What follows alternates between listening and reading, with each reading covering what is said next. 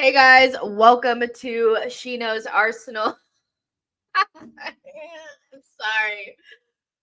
Mikel, what are you doing? You guys, welcome to She Knows Arsenal. Live show a little bit later. Usually we go around 1, but or 9 p.m., but we're like an hour late because the game was on and I was doing an interview and all that jazz, but who cares? Because we need to talk about these exciting targets, the summer targets that have been revealed. We're also going to talk about Ivan Toney. There are several different reports coming out or information coming out regarding Ivan Toney. And then obviously like the summer targets. So we're going to talk about those and anything else you guys kind of want to talk about, because I know I missed a day because I was out, like I was doing stuff yesterday. And so I missed some of the stuff about like, Partey and Timber in training and stuff like that. So we can talk about that as well. But guys, first and foremost, let's be all the way fucking for real. What is he doing? Yeah. I'm sorry, but no. Guys, we cannot afford to lose a single game because he is like single-handedly handed our rivals the best material. If any of our rivals, Klopp, Pep, Fat Ange, any of those people had any sort of anything out there on the interwebs like this, I would definitely have it in my bookmarks. Yeah. Mikel. You know what it is? Yeah. That. What are you doing? What are you doing? Why are you doing it? Why are you doing it? I'm sorry, but Mikel, be serious. That is deeply, deeply, deeply unserious behavior. I get you want to have fun. I get you want to let loose, but I don't need to see you let loose that much. I don't want to see you let loose that much. Oh my goodness. That was hilarious. We just had to start with that little bit of fun because listen, I thought he was like canceled. Salt Bay. People are still going to his restaurant. I've heard so many like bad things about his restaurant that like it's not even that good. It's just a gimmick. He doesn't even make the food for real. Stuff like that. So I'm actually surprised that people are still going to that restaurant. But I guess rich people are going to do what rich people do and keep going to places even if they're not any good because it's popular to do. But deeply unserious, Mikel. I mean, honestly. Are you not embarrassed? This is embarrassing, Chosen One says, what's up, Jess? Happy belated birthday. Thank you so much. Heard it was your birthday a couple of days ago on one of the streams. My birthday was on the 8th. Happy birthday. Happy belated birthday to you as well. Capricorn game, let's go. Thank you so much. I really appreciate that. Jay says, happy belated birthday. Thank you so much. Alexa said, why should we trust Arteta and Edu after signing the likes of Kai Havertz, Kiwior, and Lakanga? That's fair. That's fair. I mean, if you think about, the signings that they've made that haven't worked out, you'll probably think, well, listen, why would I trust you again? But then, they've made good signings as well. So you have to think about that too. Dayan Sola says, happy belated birthday, Jess. Thank you so much. Jay says, Arteta doing brand damage to himself, even being near this poser. I just couldn't believe I saw that on my timeline. I was just like, out of all the things I thought I would see, I definitely did not think I would see Mikel Arteta with Salt Bay at the restaurant, smiling like a Cheshire cat. I get that it's like an experience or whatever, but like when he put Mikel, just I'm serious. Tawanda says, it was your birthday. Happy belated birthday. Yes, it was. I turned 21. That's my story and I'm sticking to it. And Edene Anthony says, happy belated birthday. Thank you so much. Jay says, stop this salty loop. Social Join says, man, he let another grown man feed him. Embarrassing. I mean, whenever we lose again, it will be out there. Just, we know it is. Lioness says, just in time, Jess. Social Join says, Arteta is a melt. Blade says, happy belated birthday. Thank you so much. Jawanda's laughing. Other people are laughing. Mr. Happy didn't find it as funny. Mr. Happy, it's just fun. We'll get to the football, but I had to put that out there because that's freaking hilarious. I'm sorry. Like that is hilarious. I'm sorry. Like it just is. Like, it just is. To see somebody as serious as Mikel Arteta doing something so deeply unserious is hilarious to me. Matt G says, "Oh, Arteta, what are you doing?" And also, hey, Jess, hello to you as well, Matt, longtime member and a regular on watch-alongs, you know. So there you go. LG says, "How old are you, Jess?" You never ask a lady how old she is, but as far as I'm concerned, I'm 21 and not a day older. Zahid says, "Arteta is tapping up Salt Bay for a striker." And I mean, if he can play striker and put the ball in the back of the net, I'll take him. But maybe he should just stick to salty meat because I feel like that's all he's good for. Now, let's get into the mess. So, I don't know if you guys know Mo Arsenal 86 on Twitter, but he's somebody, presuming it's a he, that's been getting a lot right lately with Arsenal. And him and the AFC Amden get quite a bit right. They have links, they have ties, they have connections, whatever. And so I had tweeted out the other day that, you know, Arteta or Arsenal's rumored summer window was something like Ivan Toney, Martin Zubimendi, Pedro Neto, and Jarell Hato. And that was based on different reports and historical links. You know, these are players that over the last couple of weeks that different, you know, whether it's Sam J. Dean or Ornstein or whoever, Sammy McBell, have all said that we have longstanding interest in these players and deals are more likely to happen in the summer. So nothing is confirmed or anything like that. But I had tweeted that maybe like a week ago. And then Mo Arsenal 86 said that our targets are actually Osimhen, Zubimendi, Pedro Neto, and Jarell Hato. And so that kind of confirmed everything that I was thinking. Like, it just, you know, when we're really interested in a player and when we're not. And it just feels like Zubimendi is definitely somebody that I'm sure we're going after in the summer. Pedro Neto, historical link. And if we bring in a winger, it will probably be him. Jarell Hato, very much so linked with the club. Probably like, because he's on the 18 months left on his deal. Ajax, young player, plays left center mid, left back. And then we have the striker conversation, which got a little feisty online today. I'm not going to lie. I was sitting back with my popcorn just watching people do their thing. But Arsenal are linked to both Victor Osimhen as well as Ivan Toney. And we've also been linked to some other strikers and like Boniface and Sesko and who else? Xerxes lately. But those are the two main ones. Those are the two main ones that historically we've been linked to and have been linked to the most in these last couple of weeks. So I wanted to talk firstly about those two because you guys know my feeling on Ivan Toney. I'm not going to flip-flop on this. I'm really not. I just, in January, that makes sense because he's better than Eddie and he can give you a boost for the rest of the season at a certain fee. We're talking 50, 60 million for Ivan Toney right now would go a long way to what we want to do from now until the end of the season. But beyond that, Ivan Toney being top of our list for a striker signing in the summer feels like, what are we doing? So AFC Amden was saying that Arsenal basically like Toney because he's Premier League proven in English, which I think we had this conversation before. If the main qualities of the player is that they're Premier League proven in English, then what are we talking about? The main qualities of a striker that we need is probably the physical aspects, but clinical finishing. And for me, there are questions around Toney's ability to score 20, 25 goals a season, not because he hasn't done it before, but the time that he did it in the Premier League, there were like 6 or 7 penalties in there.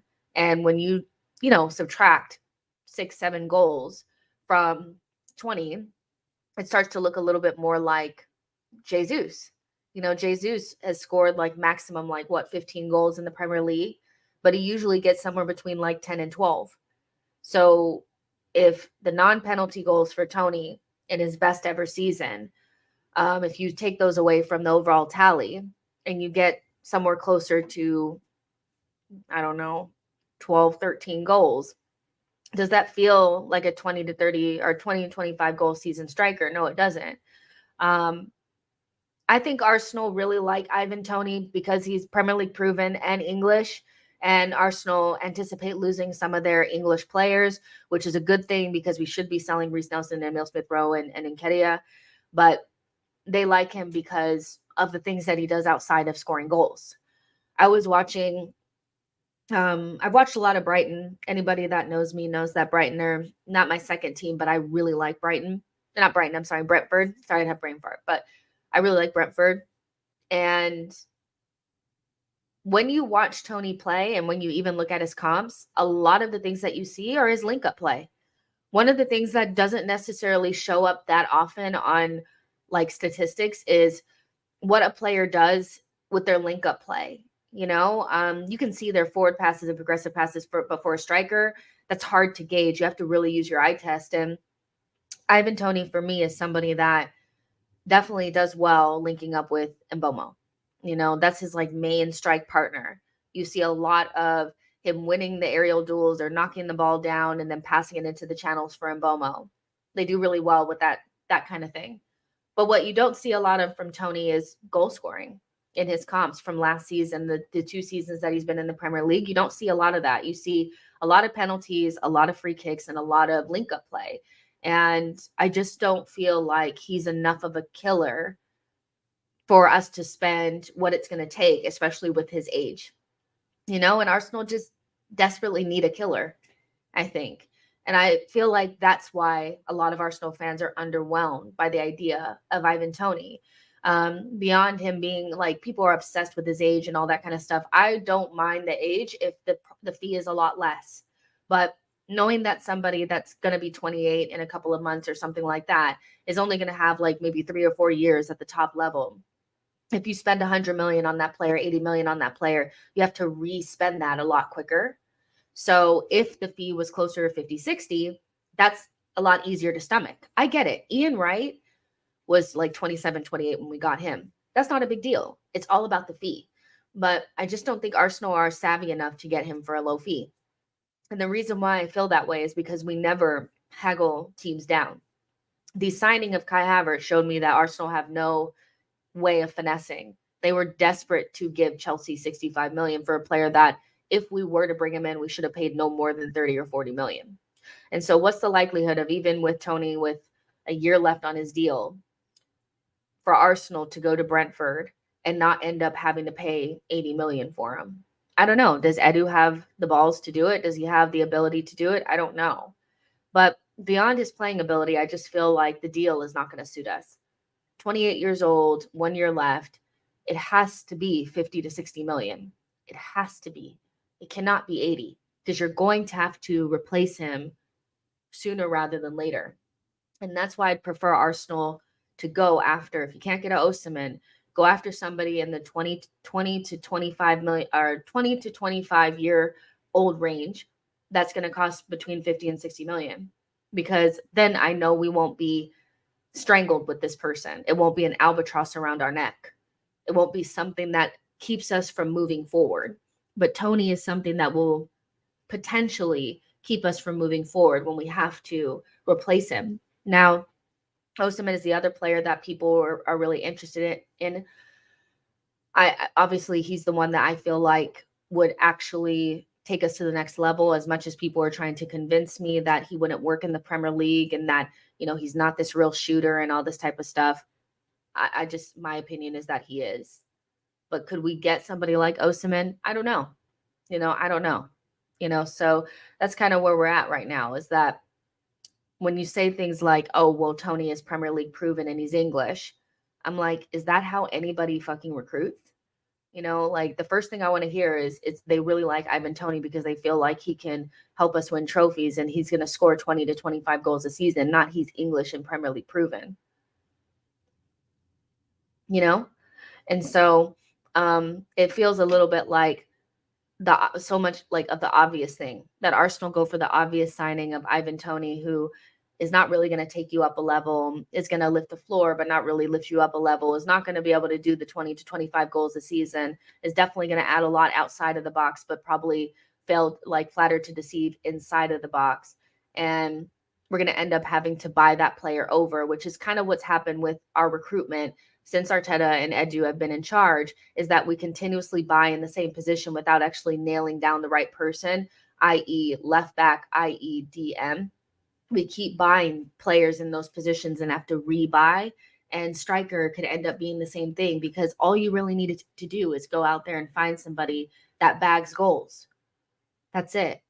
You already have somebody that scores 10, 12 goals a season whose best attributes are outside of the box. We don't need another one. Now, Toney gives you more aerial presence and all that type of stuff, but at his core, I feel like he's more creative than other strikers, but he's less clinical than other strikers. And maybe that's because Brentford, maybe they don't create enough chances. I don't know. You guys can let me know, but he just doesn't strike me as somebody that strikes as much as we think he does. You know, penalties are goals, but when you take away those penalties, it's 12, 13 goals last season. It's really not remarkable. It's not really like, oh shit, this guy's going to come in and do the, it's not. It's okay, he's another player that we're going to bring in that adds things different, but do they take us to another level?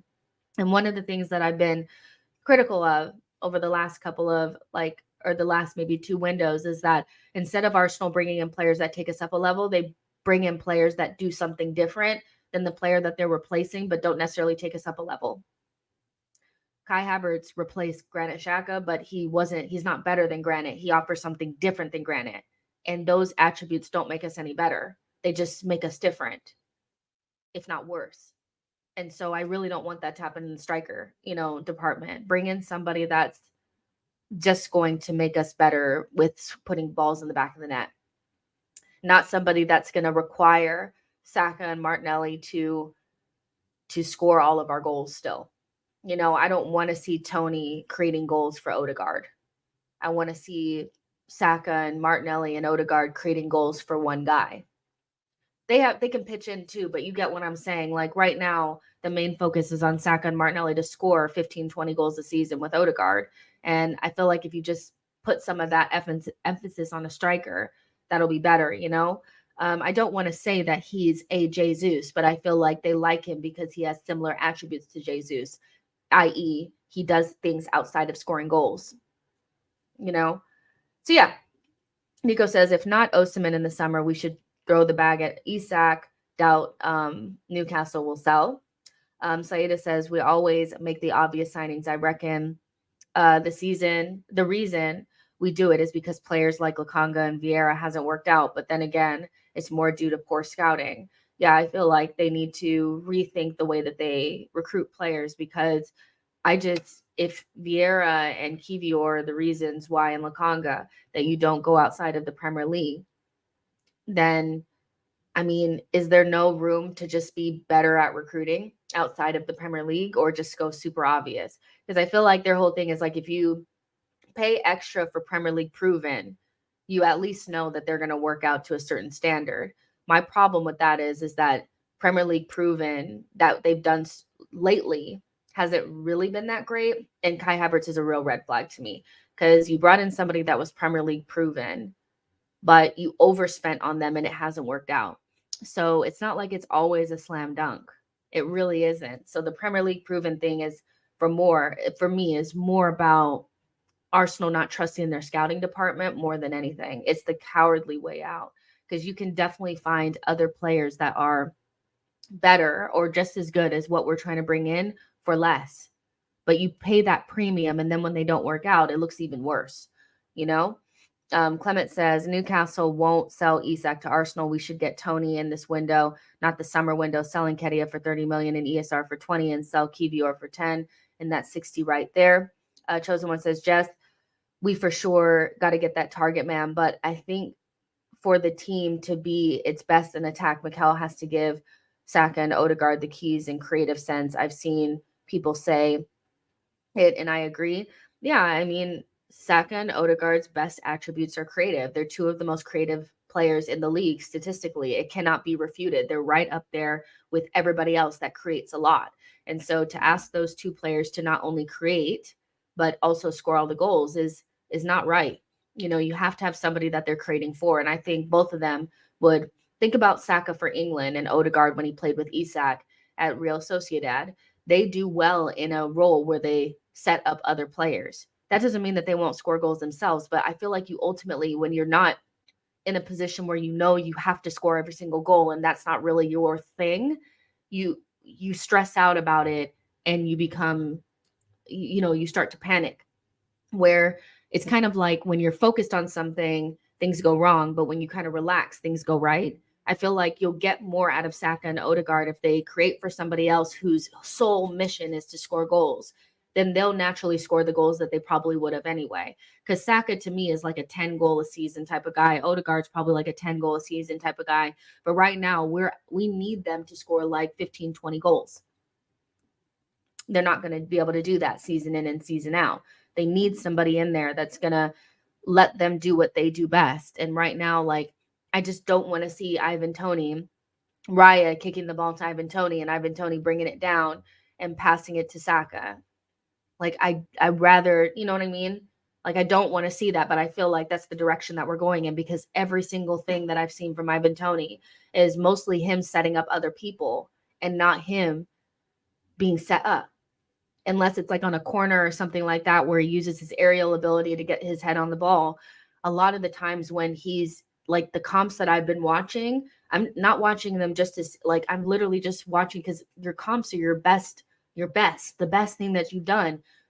90% of his comps are penalties and him setting up other people. And that worries me, because I want to see, like, when you watch Osimhen's comp, the majority of it is him running into the channels and him being set up by other players, And so that worries me that we're trying to bring in just a bigger version of Jesus. And that's just not what I feel like we need, but that's my personal opinion, LG says, but if Saka wants to be world class, he needs to score more goals. He's an attacker. Look at Salah. I mean, he could.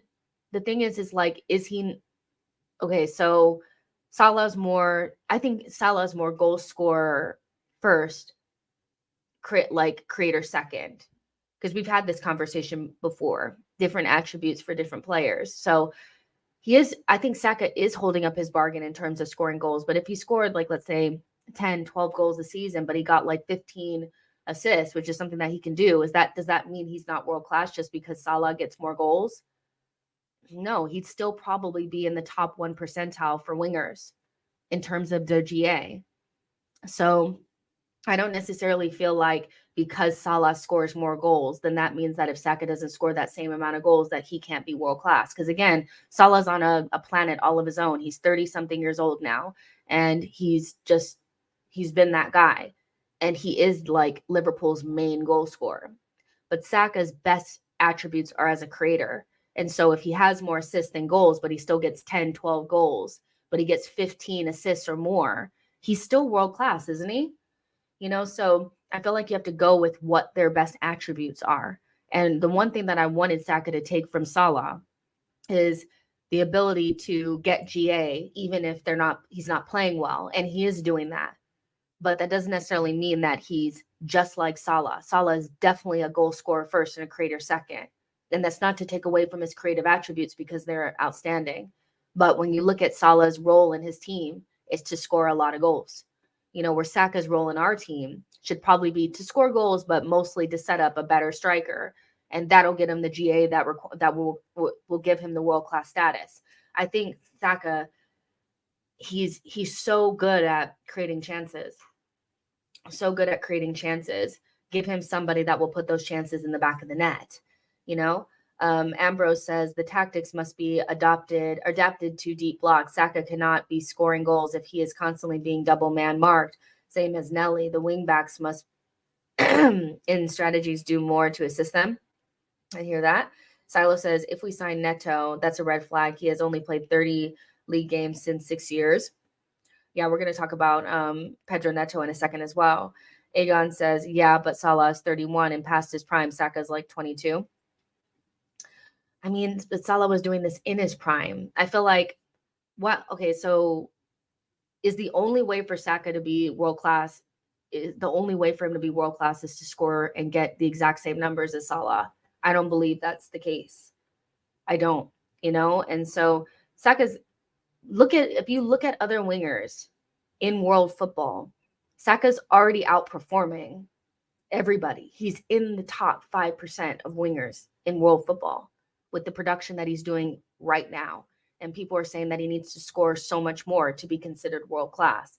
I don't really understand that, but whatever.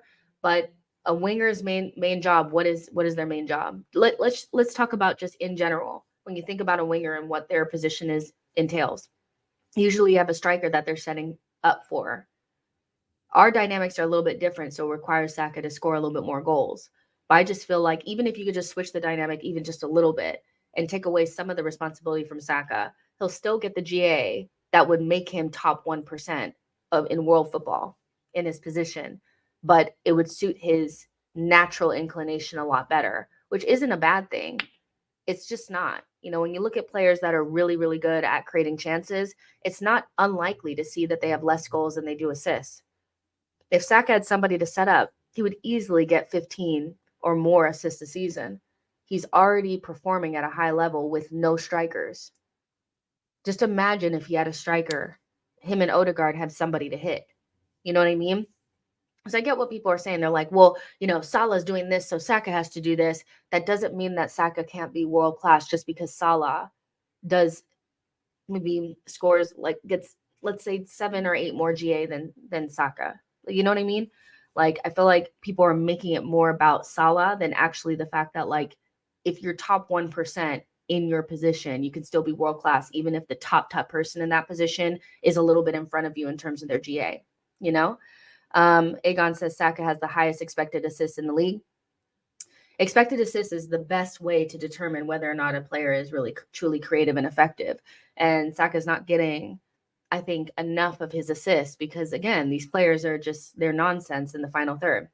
Chosen One says he's more of a Di Maria profile, Jess. Ambrose says, I think there will be some more business on the last few days of the transfer. Tawada says what's happening at Newcastle. They're really close to FFP and they probably need to sell somebody. Let's see. And going back to what Silo was saying about if we sign Neto, it's a red flag. He was also mentioned by Mo Arsenal 86 of the player that we're looking at for the wing position, which are you surprised? Like, would you be surprised by that? I wouldn't be surprised by it at all. That's why I put him in my rumored summer window because it's the obvious thing for Arsenal to do, to be historically linked to somebody in the Premier League that's probably going to cost an arm and a leg, but is also injury prone. I like Pedro Neto, and I think he would fit us very well. And he would also give you that touchline winger that we probably need, because if Arteta continues to play this way, where his wingers are hugging the touchline, then you have to have somebody that's comfortable out there. And right now, Martinelli's not comfortable out there, right? And so Neto would do that for us, but he doesn't play a lot of football.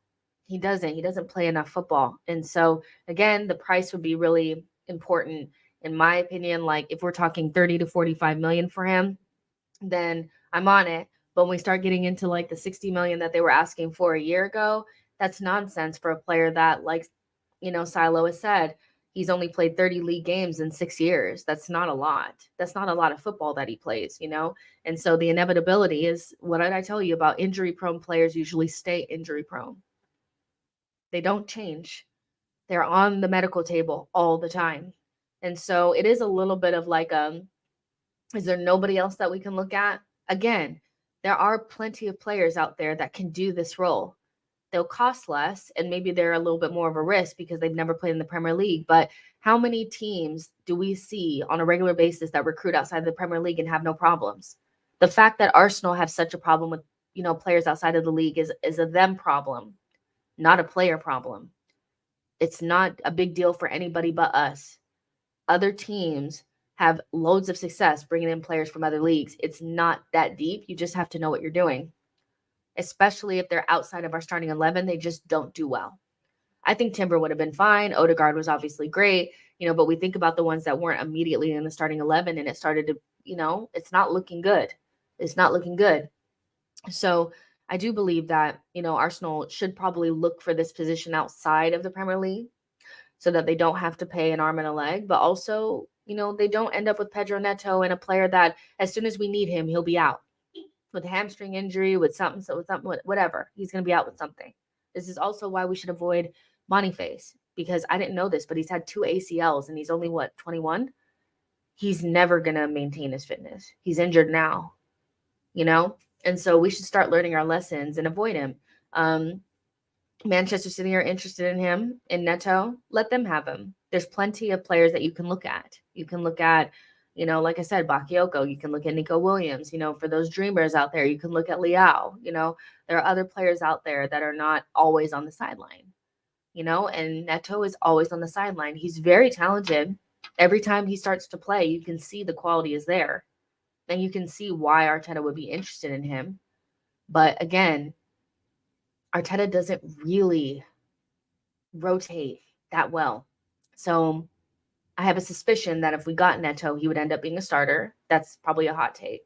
But Arteta likes to use his starters like a bar of soap. He wears them out. How long will this guy be fit for? And so it's all about the price. It's all about the price. But if they're talking 60 million for a guy that's only played 30 games in 6 years, we should walk away from that immediately, But again, it's very questionable, this summer window that's starting to take form. Unless Arsenal are being completely, opaque about their plans, I think it's pretty obvious what they're going to do. And people are, Arsenal are so secretive about their summer plans. They're so secretive. Not really. Not really. We knew we were getting Declan Rice, didn't we? We knew we were getting Jesus before the window even started.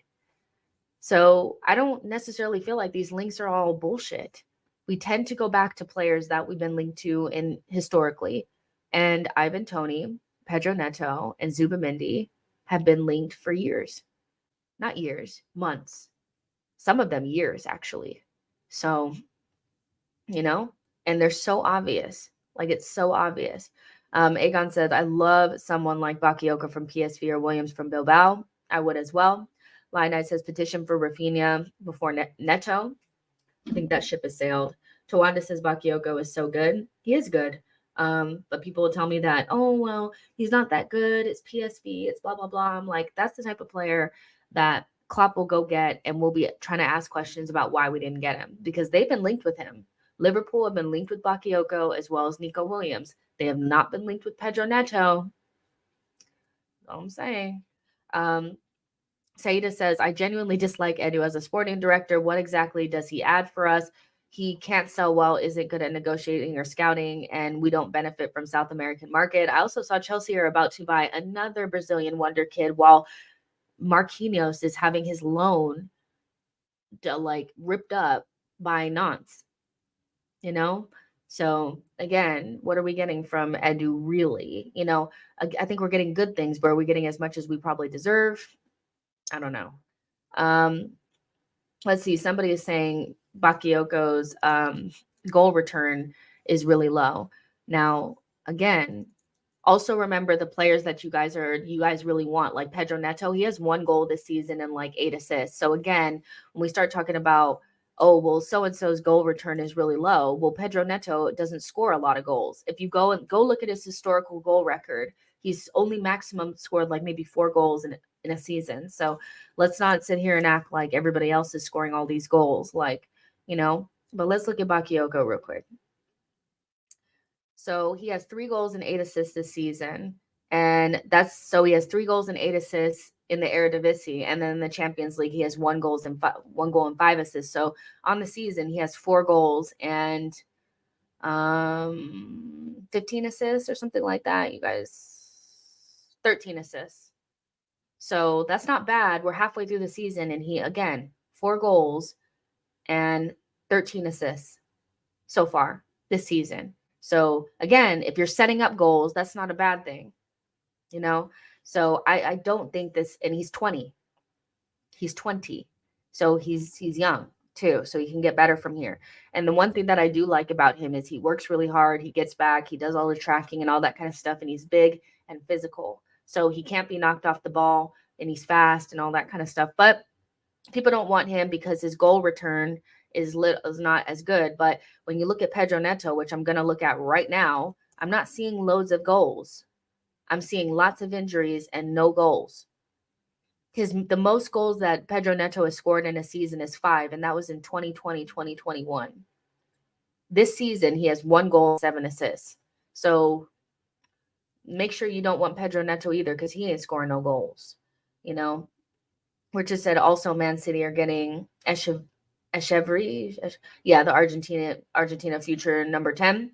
It's weird because we're not doing any of these types of deals, but Man City and Chelsea are doing them at a frequency that's a little bit scary. Like, if you actually look at Man City right now, what they're building is actually beyond what they're doing with their first team is actually very frightening, because their academy it might be the best in the country. You guys will probably disagree with me, but it's not Arsenal. Arsenal's academy is not the best. And I think Cobham might be getting pushed to the side here, because the talent that is actually coming through Man City's academy is very good. So their academy is starting to take shape and provide them with players that can actually go straight into their first team, like the likes of Rico Lewis and Cole Palmer and Foden.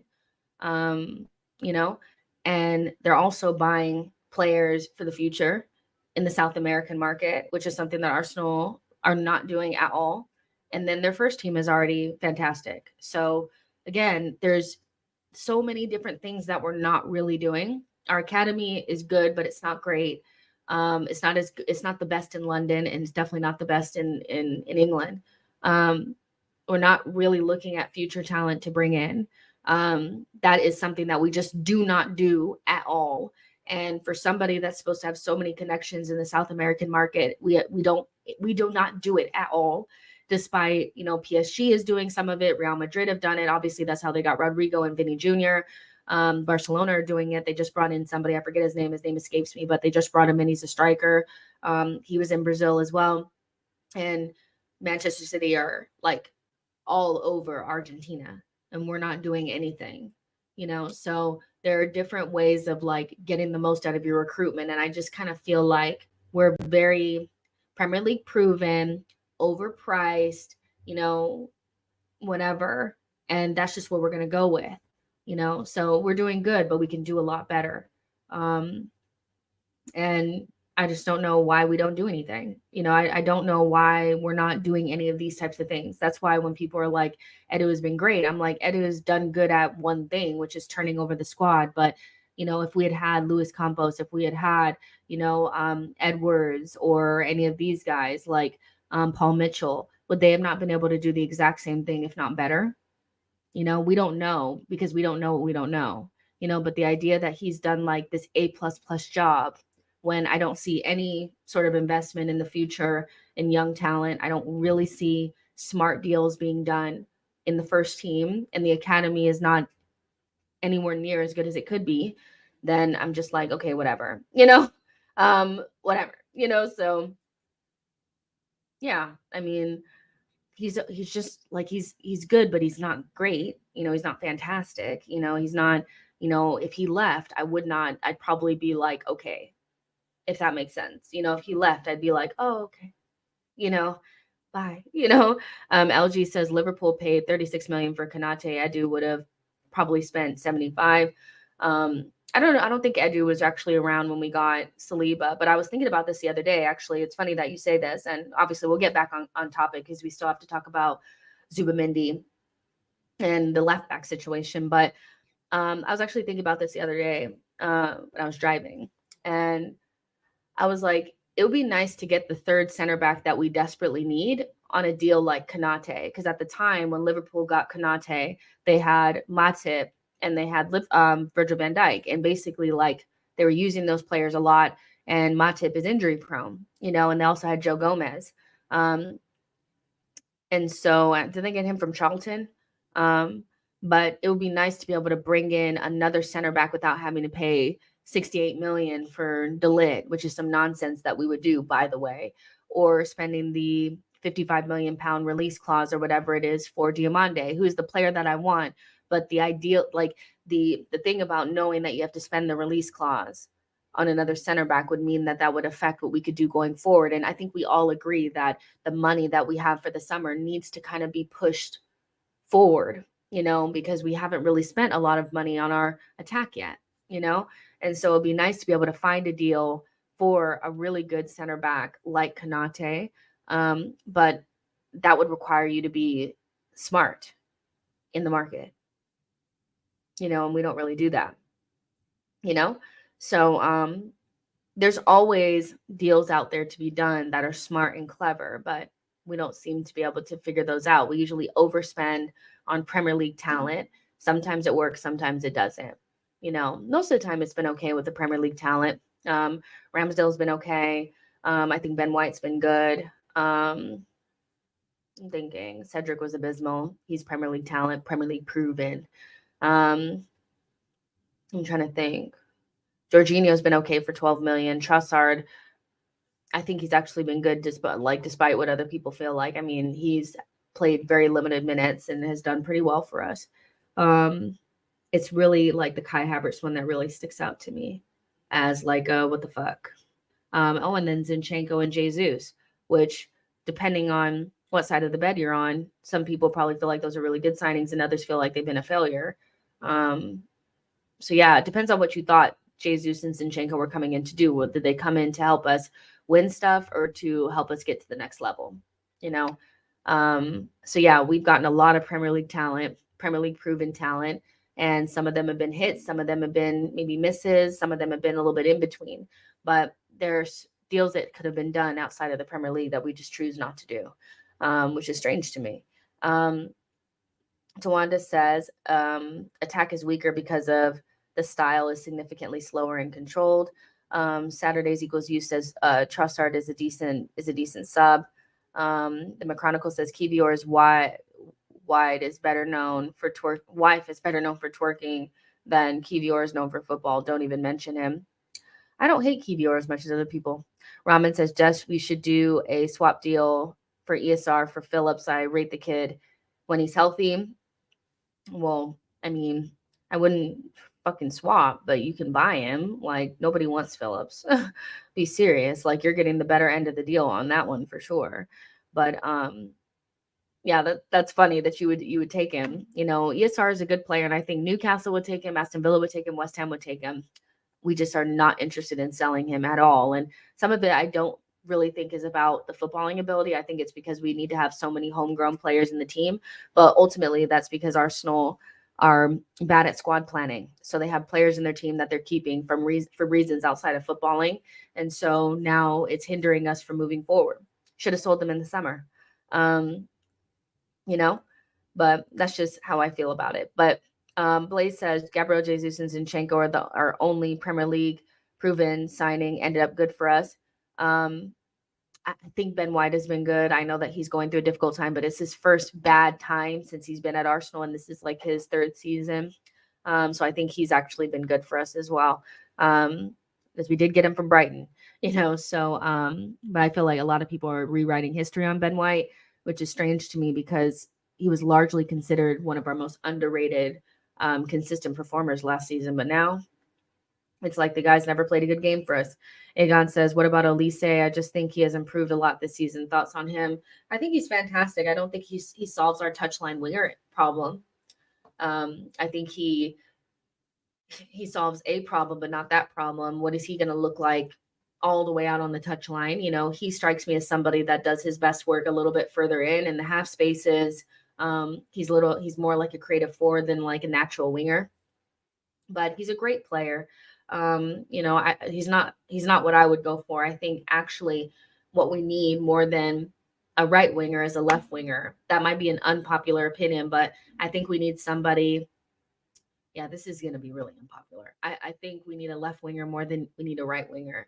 I get that, Saka has been ran into the ground, but you could play Jesus out there on the right wing. He's played there for City. Once you get a striker, you could play Jesus there, but with Trossard being the option that you have on the left wing, it doesn't offer a lot of flexibility. And I just have a feeling that Martinelli's not.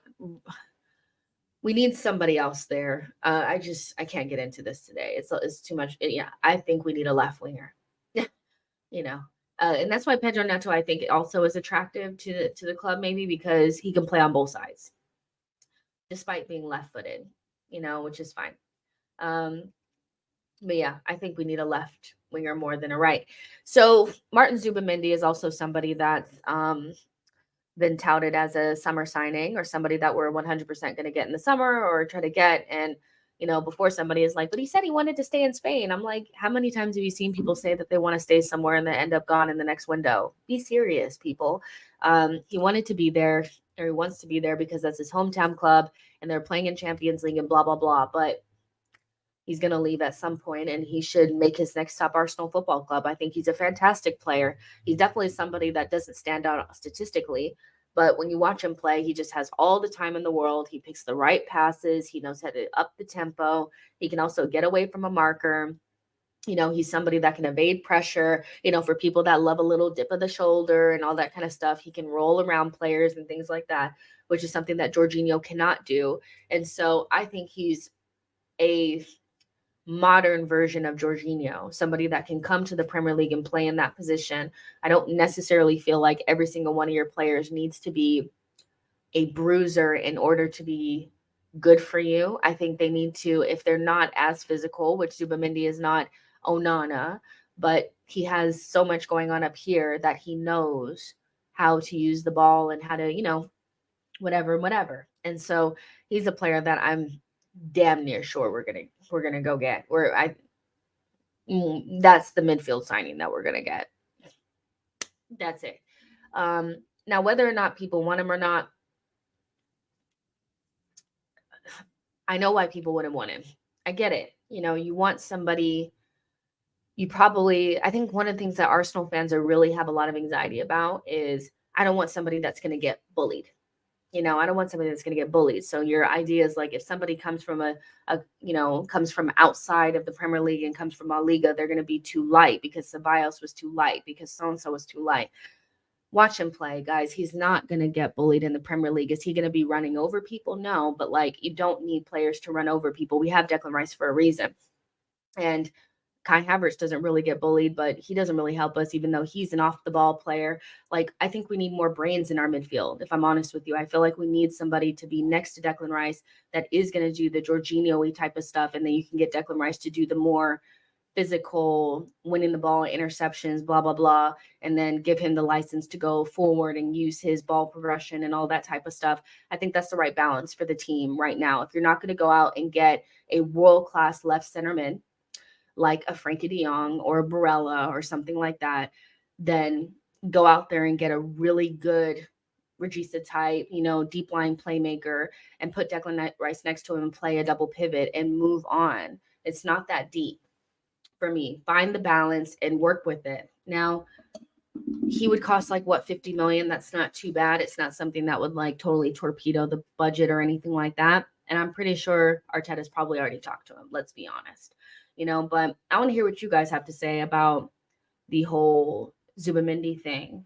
Do you like him? Do you not? And I just want to see what you guys have to say, because maybe there's something I'm not thinking about that you guys are thinking about in terms of the balance and how we would fit in and stuff like that. Have you actually watched him play? Have you not? But I think we should go get somebody like that. I wouldn't want to get a Paulinho. Do you see what I'm saying? Because I don't think Paulinho solves our problems. I don't think Onana solves our problems. I don't think those types of players give us the right balance in midfield. They would give us another option that could be useful. But the biggest thing that you miss from Thomas Partey and why Jorginho looks good in the team when we play him there is it's the things that they do on the ball that you need more of. Because when you have a left center mid that doesn't do any of the ball progression, it leaves you a little bit imbalanced in there. It works when you have Zinchenko, but I think we're not going to have Zinchenko there anymore. It's going to be Timber or this Hato guy, and neither one of them are inverting with that level of tempo control and controlling possession the way that Zinchenko does. So you need to give that back into the team in some way. So Declan Rice can't do it on his own. That's why when we played against Fulham, it was a fucking train wreck, because there was nobody beyond Declan Rice that could progress the ball in midfield from deep, right?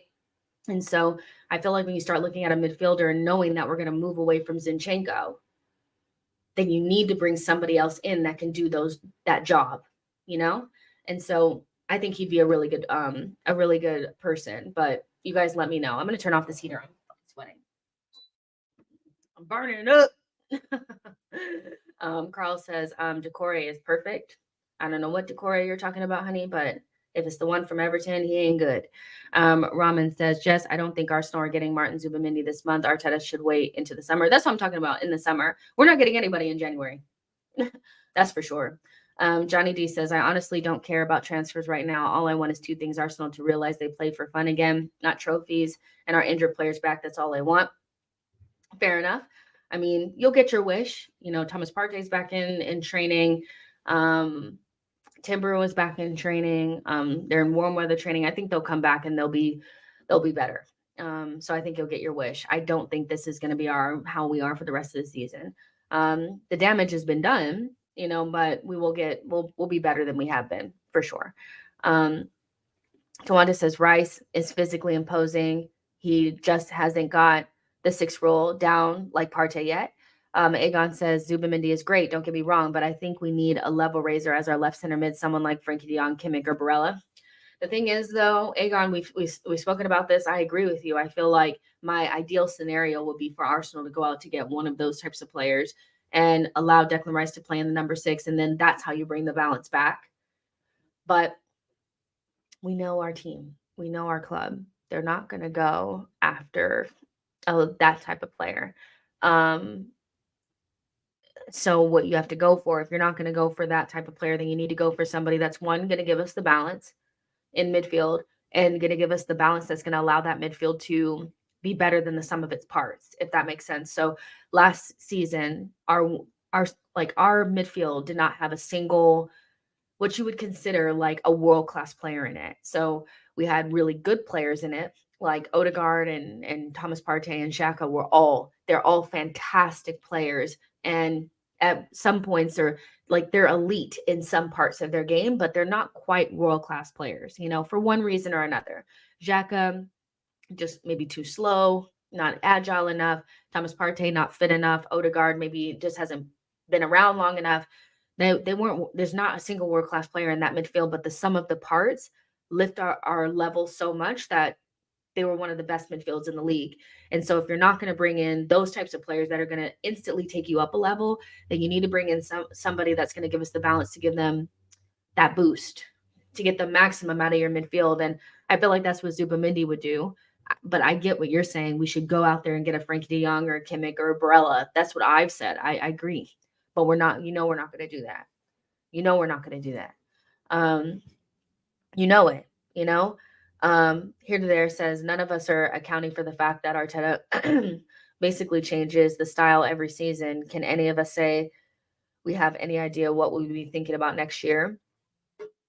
I hope he doesn't change it all again. You know, it's like we could still be playing the same way that we were playing the first season and tweak it, but I don't really think we need to change the style altogether every single season. I get what you're saying, but none of us can say that. But based on our the signings or the players that we're linked with, it does kind of feel like at the very least he wants a bigger striker to give us some aerial threat or something like that.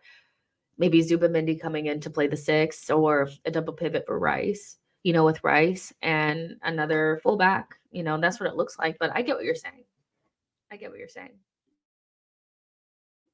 Let's see. King Buck says we definitely need a midfielder that with enforcer traits, 100. I don't think we need an enforcer. I think we need a brain. If you want an enforcer, then you want another Paulinho. I just feel like the idea of playing Rice, Paulinho, Odegaard stinks. It stinks. It smells bad. That's not an Arsenal quality midfield to me. It doesn't give what it needs to give. I don't think we need another. I don't think we need another enforcer. Because again, Jorginho and Thomas Partey are not enforcers. They're footballers. Obviously Partey has more to his bag because he can actually progress the ball with his dribbling, and he has that evasiveness and elusiveness to his game. But they're both footballers. That's why people love Thomas Partey so much, is because he's an actual footballer. But if we want another enforcer next to Declan Rice, what kind of football are we going to be playing? That's like Everton, West Ham levels. And that's not to shade them or anything like that, but Arsenal definitely need another footballer in their midfield. This is the Arsenal. You play two enforcers in your midfield if you're going to be battening down the hatches and trying to play on the counterattack. I don't think we need another enforcer. We need another brain in there. You know, that's all I'm saying. Olu says, Jess, we need an enforcer with mentality. This team is soft. Eros says defensive. Line says 100% Jess. Mr. Happy says Zubimendi, Rice, Odegaard would be a good midfield. It would be a good midfield. If you think about all of their traits and what they do best and what they need help with and stuff like that, it's more balanced than what we're doing right now. Because I don't know how you guys have felt, but almost every single time that we've played Jorginho, Rice, and Odegaard, except for against Chelsea, I thought it looked our most balanced midfield in terms of like you're getting the most out of what you have and you don't have to rely upon the inversion from the left back. So you can play Tommy and Ben White and your center backs. It gives you options, but when you play with Rice and Havertz and Odegaard, you have to have the inverted left back, which exposes you because you have to have Zinchenko. So I would love to move away from that a little bit and have a more balanced midfield that has brains in the midfield so that Zinchenko doesn't have to do all the midfielding from left back. I really want us to move away from that. Now, I know Timber and like if Hacho comes in, all of those players can invert a little bit. They can play. They have skill, but they won't be doing it the way Zinchenko does it, which is we rely upon it so heavily right now that it's very easily for us to get it's easy for us to be exposed. And we've all seen it before, you know? So that's kind of my feeling on it. Dom says Zuby is a baller. Don't be fooled by his size. He has a mean bite like Timber.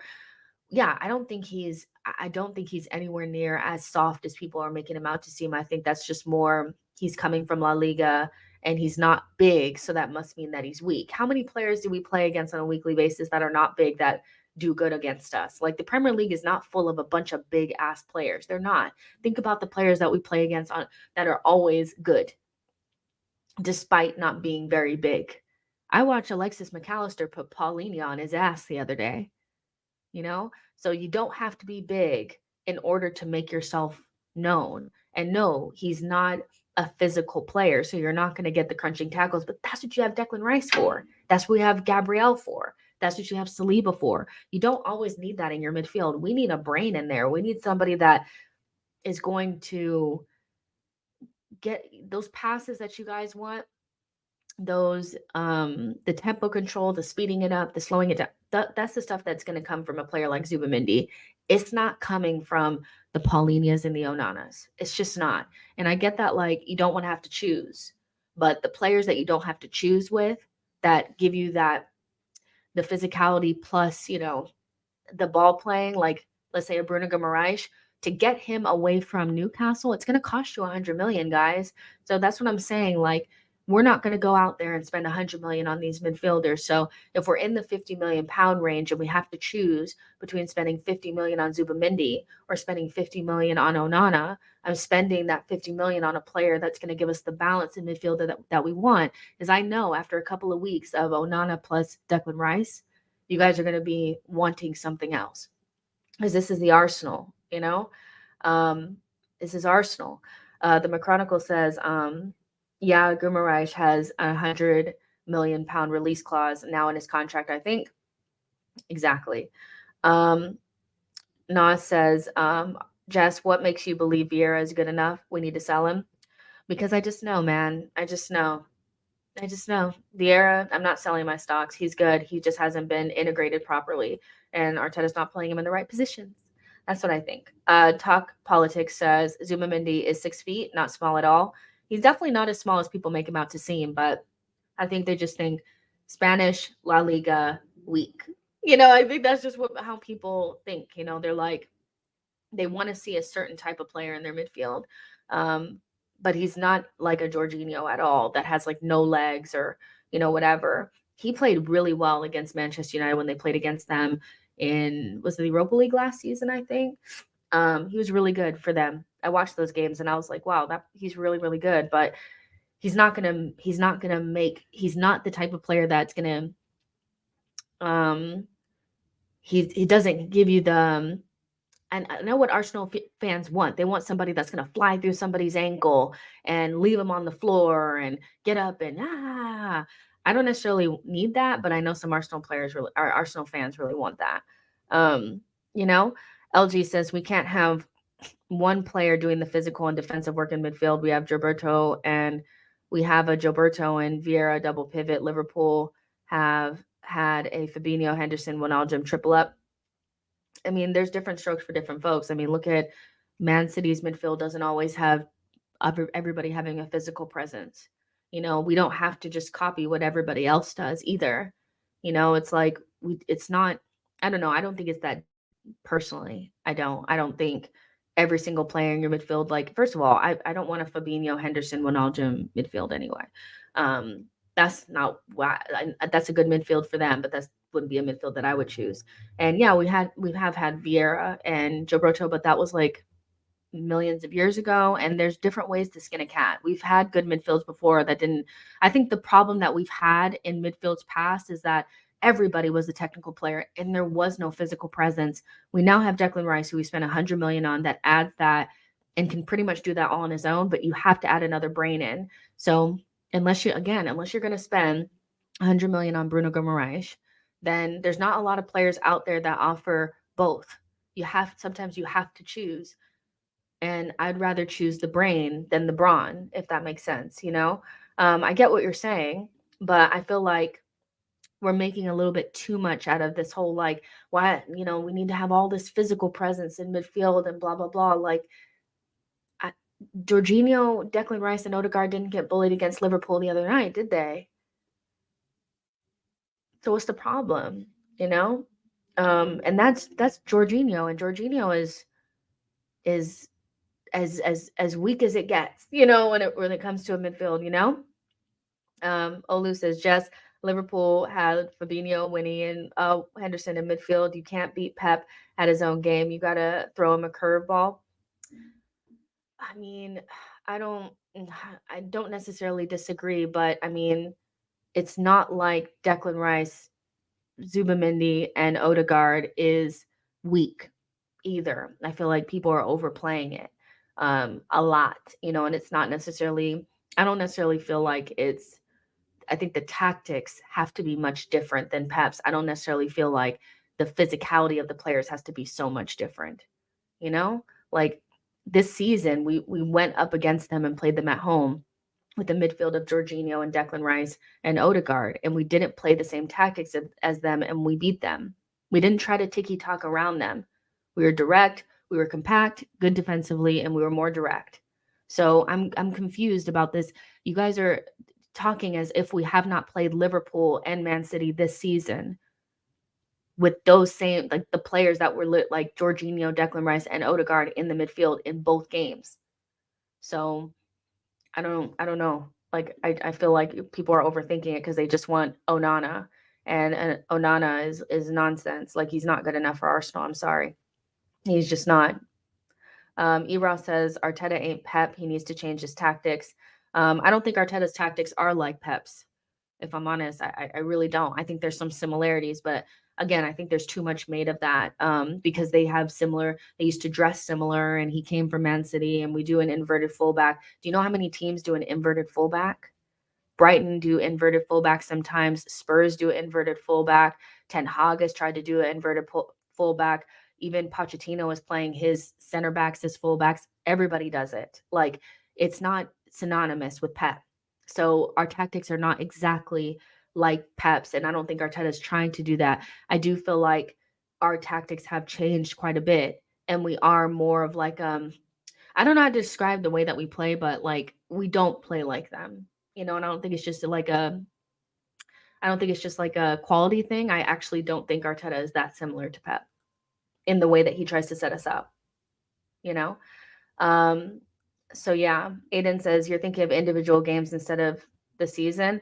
I'm just thinking like in a normal sense that, like, just because Zubimendi, like, so you guys just want to go out there and have 3 players in the midfield that are more physical than what? Like, again, like, what I'm saying is, like, I don't think people are actually listening to what I'm saying. Who is the player that you guys want that is going to give us the physicality and the ability to play on the ball that we can actually go out there and get, or we will go out there and get. I'm not saying that I would not want somebody that had a little bit more physicality to them, like a Bruno Guimaraes, that gives you best of both worlds. But we're not going to spend $100 million on another midfielder. I don't think. Can't get it. You're not going to get a Frankie de Jong or whatever. So you have to think, what's the next level down? And so you guys are willing to give up the brains in your midfield to be more physical for the sake of it. And I just don't think that that's the right thing to do, because we already have a midfield that's competing. Our midfield does not get bullied now. It doesn't get bullied now. It just doesn't, because Declan Rice is in there. It does not get bullied. We don't get bullied. So I don't know why there's this overemphasis of like, it's like almost like people are traumatized. We don't get bullied. We have not been getting bullied. Sometimes we lose our duels because we come up against somebody that also has good physical players, but you have Declan Rice in there. You spent $100 million on a player that could do that on his own, but you need to have another brain in there. And our best, most balanced midfield this season has been Jorginho, Declan Rice, and Odegaard. So get a better version of Jorginho instead of going out there and finding another Declan Rice that does it at a lesser value, just for the sake of what? Trauma? Like, I don't get it. We're not getting bullied. So why? Like, I felt like the problem that people had was that they didn't feel like we had enough passing ability in midfield because Thomas Partey wasn't in there. That's what people have been complaining about. Like, Declan Rice can't do the passes like Partey, so we need somebody who can do it. But now all of a sudden it's like physical. What is it? Like, I don't get it. I'm not understanding. Somebody explain it to me like a 5-year-old. Please explain it to me like a 5-year-old. I need it explained to me, because Zubimendi is not a weak player, but he has all the footballing IQ and the ability to take us up a level from Jorginho, for sure. And he can do a lot of the things that Thomas Partey does, but he's available. And isn't that what you guys want? Like, I don't know. Like, I'm confused. Ramen says, Jess, I can see Mikel Arteta replacing Carlo Ancelotti at Real Madrid in the future. Can we have Carlo Ancelotti in reverse? You know, can we take Ancelotti and they can take Mikel Arteta? That'd be interesting. The Macronico says Mikel Arteta goes Barcelona after Xavi ultimately gets potted, in my opinion. Blaze says people really want Onana at Arsenal. If he will come, what he will bring to Arsenal that we haven't before. I think people that want Onana are convincing themselves that that's the right player for us, not based on any sort of balance in midfield, but more based on this phantom feeling or trauma about us getting bullied or something. Like, we need brains in the midfield. We need players that can find the right passes, and we need that, you know, and you don't necessarily have to be a bruiser to upgrade our midfield. I don't get it, you know. Olu says, why can't we go for Onana and Zubi? We have to overhaul our aging midfield anyways, because the likelihood of us, first of all, if you have to bring in 2 midfielders, then you're going to lose something. So we're going to bring in a striker, and the striker is going to probably cost the most if we get the right type of striker. You have to get a midfielder. You still have to get a winger, and then you have to get a fullback. So all of that, and then we're also going to bring in another midfielder. I actually think a better idea would be, since we've already pretty much the window is already closed because we probably should have sold him in the summer, is just let Thomas Partey run his deal down. Then, instead of buying Onana and spending 50 million on him, just let Thomas Partey stay, because this is a player that you're not going to want playing every single game anyway. Onana is not a player that is going to be starting for Arsenal every single game. Zubimendi will start because it's the right thing. Declan Rice, Zubimendi, Odegaard would be our starting midfield. Onana would be an option to give us something different against other teams. So if you're only going to have that player playing every once in a while, and Thomas Partey, you're not going to get any money for him anyway, I'd rather not spend 50 million on a player that doesn't make us any better. I'd rather just keep Thomas Partey for the odd 10, 15 games that he's going to play and let him run his deal down, because to me, that makes more sense. And then once Thomas Partey leaves, then replace him with somebody else instead of buying Onana and ultimately denting a budget that needs to be able to be spread over 2 attackers and a defender and a midfielder. Because if you spend 50 million on Onana, that's going to be out of something else. So that means you're probably not going to get your winger, you know, as they're going to get that fullback. So do you want the midfielder or do you want the winger? Because Arsenal are not going to just spend unlimited funds. They're not going to. They don't have the capacity to sell enough to make it so that we could spend 300 million in a summer. And that's why I think about it that way. I'm like, okay, if I'm only going to get one midfielder, and maybe let's say at the end you sell enough, you can maybe get another midfielder. But if I can only get one, it's not going to be Onana. It's just not. He doesn't solve enough of our problems. He just doesn't. I don't get the fascination with him. I think it's just because of his physicality, and Arsenal fans have this weird trauma about being bullied when we haven't been getting bullied in a while. I don't get it. Here to There says we honestly need to find a couple of significant players outside of the Prem to make the budget stretch.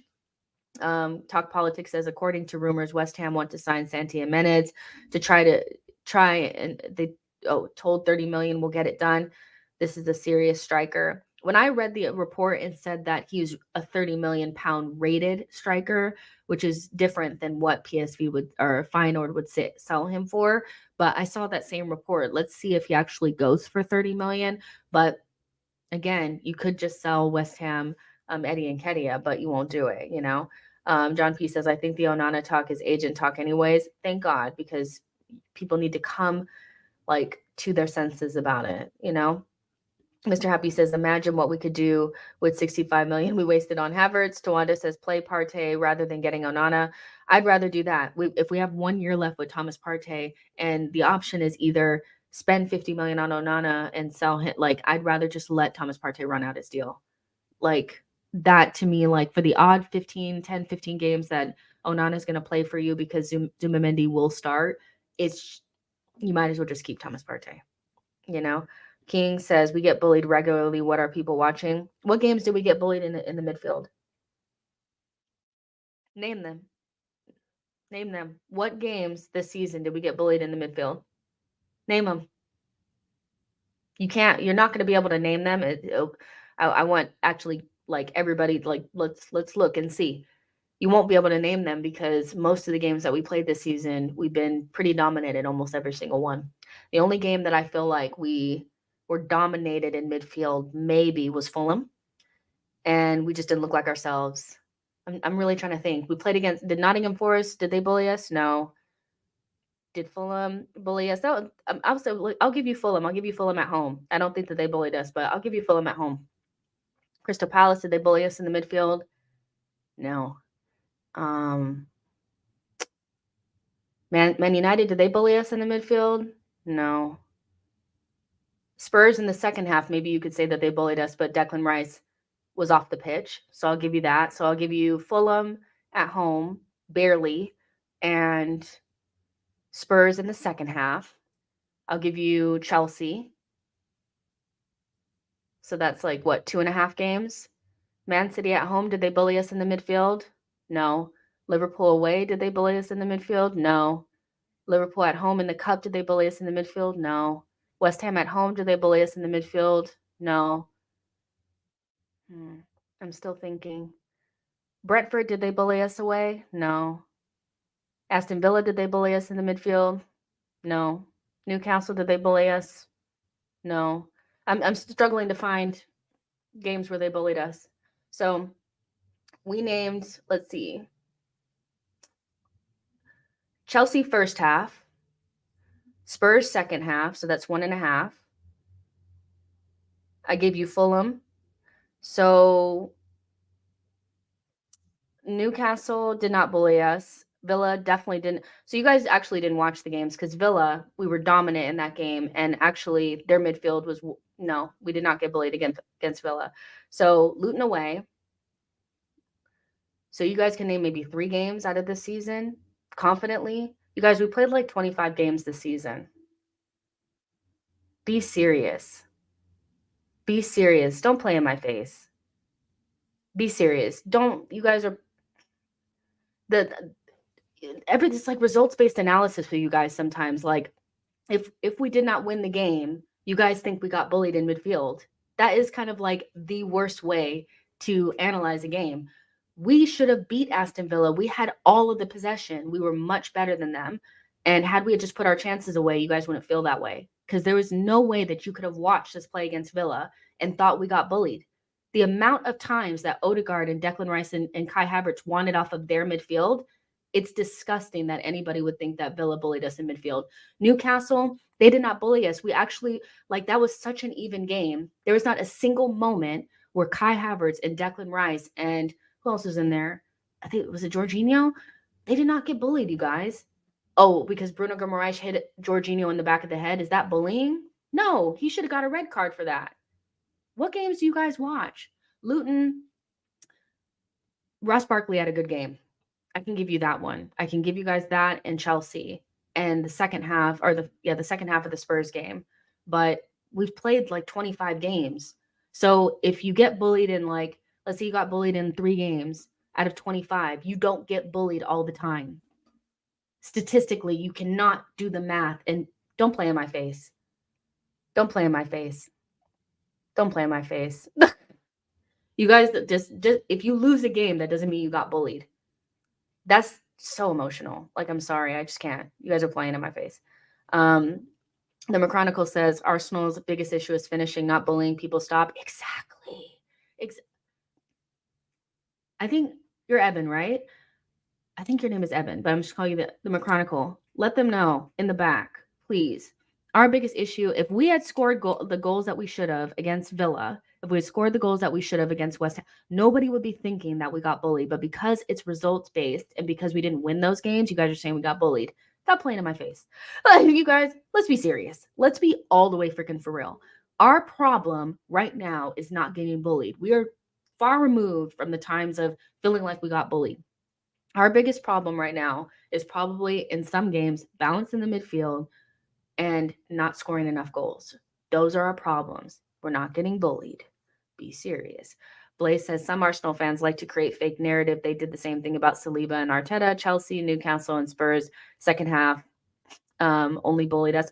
I don't believe the Newcastle one, but I get what you're saying. Like, I think because that game was so freaking even, and I don't really remember us getting bullied in the midfield in that game, but I remember Chelsea at the first half for sure we got bullied, and Spurs in the second half when Declan Rice went off, absolutely. But again, when you look at how many games we've played, if another team was better than your midfield got outdone by another midfield twice or 3 times in the season, fundamentally you don't get bullied.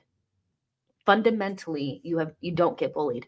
So I kind of feel like people are using results-based analysis to try to like justify this nonsense of wanting a player like Onana who is not good enough for Arsenal. He's just not good enough. I'm so sorry, you guys. I'm trying to talk you out of nonsense, please. Here to there says creativity as well. We don't create near enough chances of Liverpool or City still. Well, yeah, Onana is not going to give you more creativity. If you feel like we don't have enough creativity, he's definitely not going to give you that. So, Larev says bullying is when a teams enforce their game on the opposition, and that's not happened to us a lot. It really hasn't. There has not been it. Like, there's only been a couple of games where I felt like, damn, like we're really like they're playing us off the park. I felt like Fulham. The most recent game against Fulham, I was like, they are definitely like, even after we scored, I was like, they're much better side. They're dictating the game. They're dictating this game, and I haven't felt that. Like, I would tell you for real if we were getting bullied for real. Like, I keep it real. If we were getting bullied, I would tell you. Fulham away, we were getting bopped. We were absolutely, but fundamentally, we do not get bullied. So yeah. Nas AFC says Onana isn't good enough 100%, but neither is Vieira.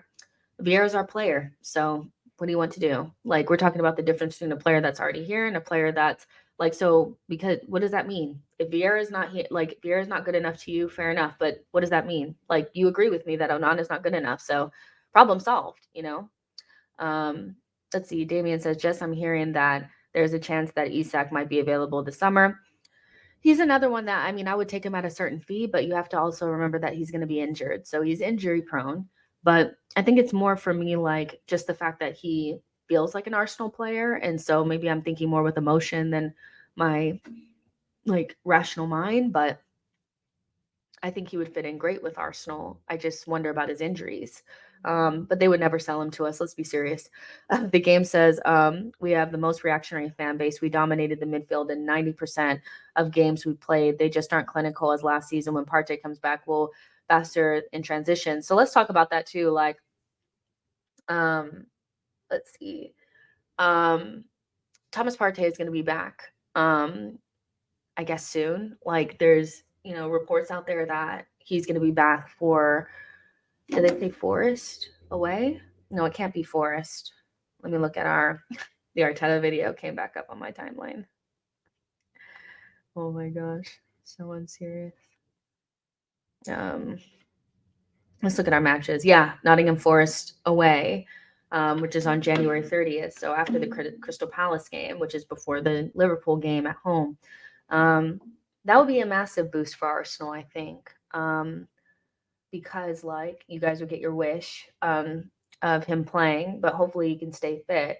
But it would give us an opportunity to run the Jorginho, Rice, Odegaard midfield, but with a better player. And so that would definitely be a boost for us, especially with limited options. Does he necessarily solve our attacking problems? No, because maybe we'll create more chances with him, like you guys are saying.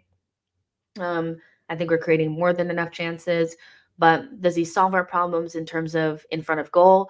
No, those players definitely have to look at themselves in the mirror. Everybody from Reece Nelson to Jesus to Saka to Martinelli to Havertz, all the players that have played up front in the last couple of weeks where we haven't been able to score goals, Odegaard as well, they need to look at themselves in the mirror, and no amount of Thomas Partey midfield with Odegaard is going to change that. It could give them confidence. I think sometimes when you look around and you see better players around you, that are confident. The one thing that I will say about Thomas Partey is he's very confident, especially when he's fit. When he's not fit, you can start seeing the madness taking over. But when he is fit, he's very confident, and maybe just seeing other confident players around you gives you the confidence. I don't necessarily feel like Kai Havertz breathes confidence into the team, if that makes sense. But it's still going to be on those attacking players whether or not, they score the goals. But goodness gracious, custom made. I need to ban you, man. Oh my goodness. Asking me why don't I debate Lee Gunner. I don't need to debate Lee Gunner. Jesus Christ. I feel like he has the weirdest fans on the planet. But I do think that Thomas Partey at this stage would be great. Especially in terms of like we don't have Tomiyasu. We don't know what he's gonna look like when he comes back. Vieira's also back in training, which for me is a good thing. I don't care what y'all say. I like Vieira, and I'm glad that we'll have him as an option.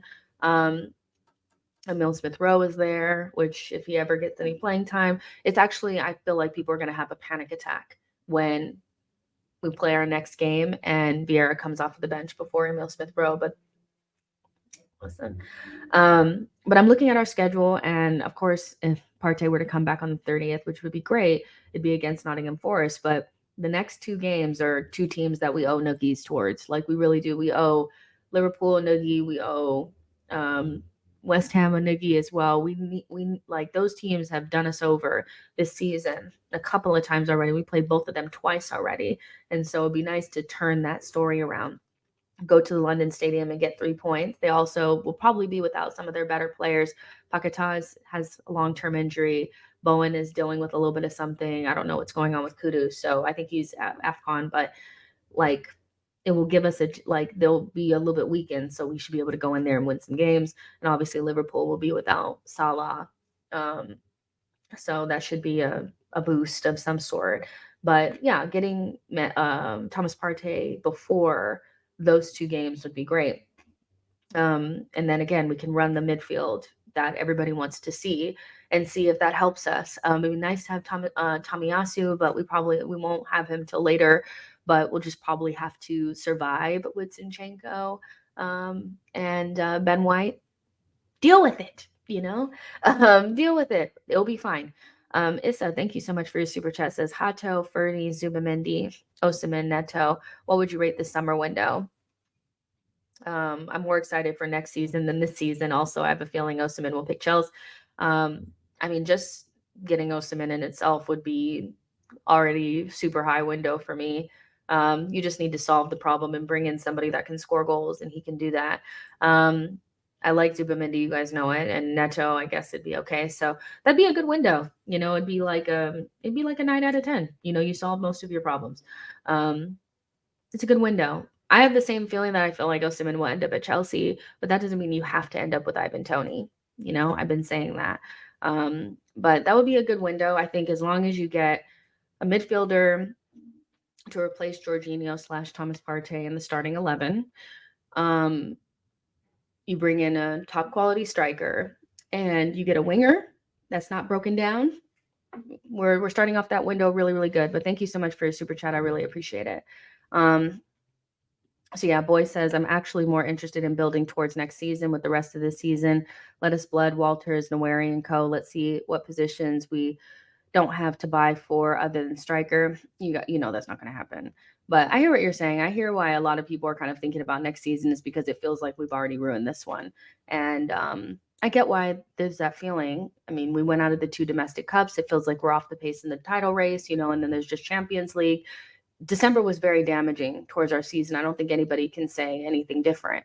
But we still have to play well this season to make sure that we can recruit the types of players that we need. And that's super important to me because you don't want to keep sliding. So Arsenal, regardless of what there is to play for, they need to stop the bleeding. And so I'm hoping that this Dubai training helps them a lot because they need it. They really need it a lot. So yeah, Ambrose says Partey allows Martin to play more forward.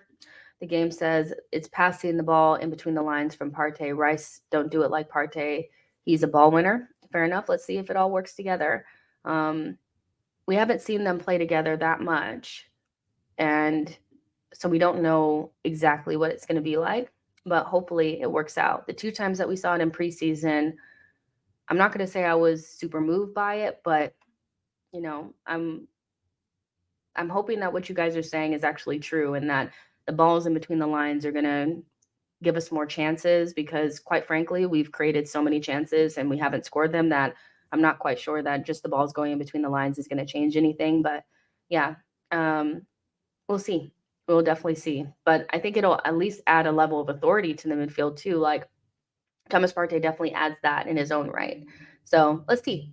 Chosen One says, just you think Saka's true destiny lies in midfield or just more central? I think as he gets older and if he wants to keep playing, he'll have to play in the midfield at some point. But I do wonder what position he would end up playing if somebody else was the manager because, or if he would even be tried in midfield as more of like he could play left wing, right wing, left midfield, right midfield. He can play all those positions. Number 10, I would love to see him play different positions, but right now he's a winger. And so that's where I expect him to see him play. But at some point, if he wants to, keep playing and he can't do all the running, midfield would be a perfect spot for him to land. Moses says, I'm getting annoyed. Now we're not signing anyone. I don't know how, after all these years, how people can still get annoyed that we're not signing anybody in January window. I'm sorry. I know that I get why you're annoyed because you feel like, oh, we're not playing well, so we need to sign somebody. But I think based on the reports early on, I already prepared myself for this. Arsenal, if they do not sell anybody, will not buy anybody. And they have teams that are interested in our players and they will not sell. So it just feels as though like it's so inevitable.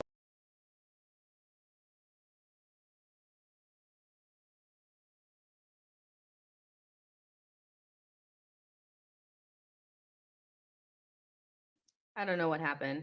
But yeah, I just don't have the energy. I just want to see this team perform well from now until the end of the season, consistent performances, see how far we can go in the Champions League and then reset for next season. Chosen One says, can't wait what if we get Leao and move Nelly into the center forward position? Another manager would have to come in for that to happen. He's not going to, once he decides you don't play in a certain position, Arteta, you don't play there. And I think he's made it abundantly clear that he doesn't feel like Martinelli is a center forward. He tried it one time last season against Sporting away, and it actually was okay, but he never tried it again. So he's not going to play him center forward unless another manager comes in. But I wouldn't mind seeing that. I would like to see our players playing in different positions and not just or like their natural position in it, not always being like, I'm putting you in a position that's not really like your main skill set. I'm not going to play to those skill sets either, but like, I'm just going to do it, you know? I would love to see Martinelli play more central, just at least for a couple games to see how it will go. Blaze says, how people expect to sign someone right now when we spent money on Rice, Havertz, Raya, and Timber.